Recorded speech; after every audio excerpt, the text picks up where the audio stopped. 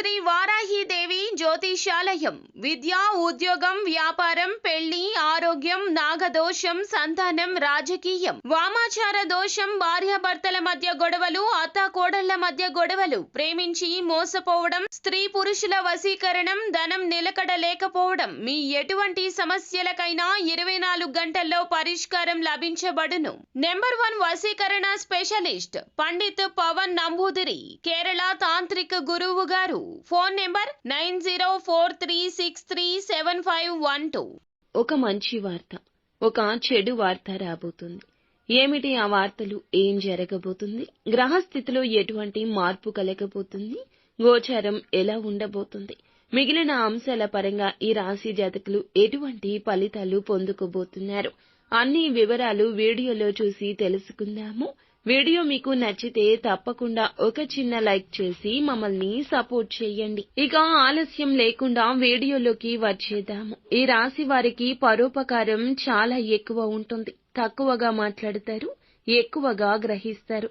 ఇక వీరు అనేక వృత్తుల్లో వివిధ రకాల పనులు చేసి డబ్బులు సంపాదించే నైపుణ్యం కలిగి ఉంటారు.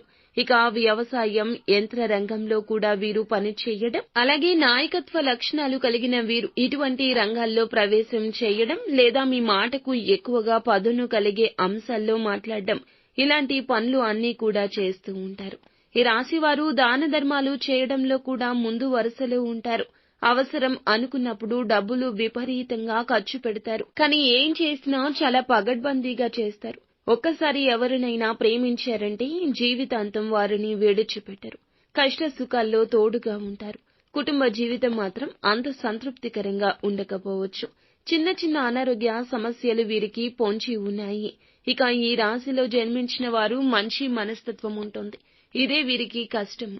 ఒకరితో గౌరవ మర్యాదలు ఇచ్చి పుచ్చుకున్నా ఇంకొకరితో మాటలు, నిందలు ఎక్కువగా మోస్తూ ఉంటారు. సమాజంలో వీరికి మంచి పేరు, ప్రతిష్టలు కూడా ఉంటాయి. అందరినీ ఇట్టే ఆకట్టుకుంటూ ఉంటారు. వీరికి సమాజంలో మంచి గుర్తింపు లభిస్తుంది. కుటుంబంలోని బంధువులకు వీరు ఎక్కువగా ప్రాధాన్యత ఇస్తుంటారు. కుటుంబం పట్ల ఎక్కువ శ్రద్ధ చూపిస్తుంటారు. ఎవరికి ఏ కష్టం రాకుండా ఎప్పుడూ వీరు కష్టపడుతుంటారు. కొవ్వొత్తులా కరిగిపోతుంటారు. ఉన్నత స్థానాలకు చేరుకోవాలని, ఇంట్లోని వారిని పై స్థాయిలో ఉంచాలని కష్టపడుతుంటారు.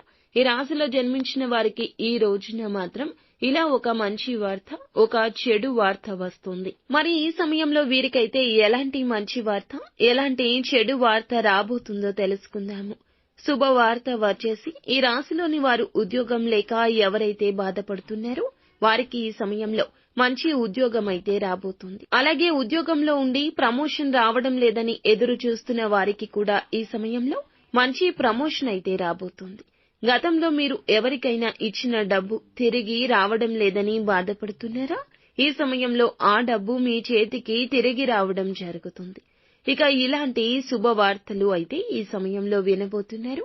అలాగే మీకు ఉన్న చెడు వార్త ఏమిటంటే ఈ రాశివారు ప్రేమించిన స్త్రీలు కావచ్చు, పురుషులు కావచ్చు, మీరు అభిమానించేవారు కావచ్చు, ఈ రోజు మిమ్మల్ని అపార్థం చేసుకుని కంటికి కనిపించని దూరంతో వారు దూరం జరగబోతున్నారు. ఈ రోజున ఇలాంటి వింత పరిస్థితి కనిపిస్తుంది. కానీ మీరు మౌనంగా ఉండండి. కోపాన్ని, ఆవేశాన్ని ప్రదర్శించొద్దు. బాధ, సంతోషం రెండూ కూడా ఒకదాని వెంబడి ఒకటి వస్తాయి. కాలం సరిగ్గా సమాధానం చెప్తుంది. ఈ రోజున మీ పనుల్లో ఉత్సాహంగా ఉండండి. ఒక అడుగు ముందుకే వేయండి. నిరాశ, నిస్పృహలు ఎంత ఆవహించాలని చూసినా భగవంతునిపై భారం వేయండి. నిత్యం శివారాధన చేసుకోండి. అంతా మంచి జరుగుతుంది.